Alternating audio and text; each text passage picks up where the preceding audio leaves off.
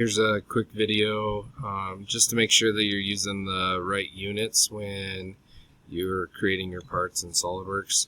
So I'm going to go up here and I'm going to start a new part. Hit OK.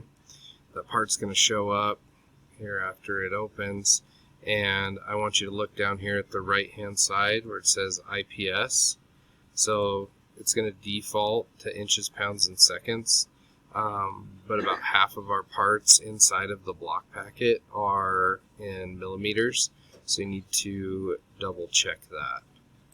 So to double check that, I'm going to go into SolidWorks Unit 1, and we're going to look at, actually let's go Unit 2 and look at the first block packet assignment.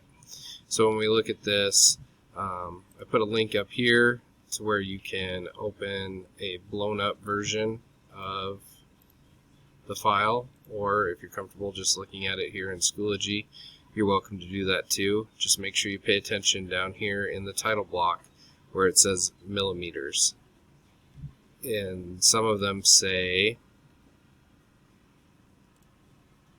inches, so you need to make sure that you draw your parts with the right measurements or your mass will not be right. Remember, you can double check your mass properties every time to make sure that you've drawn the part right.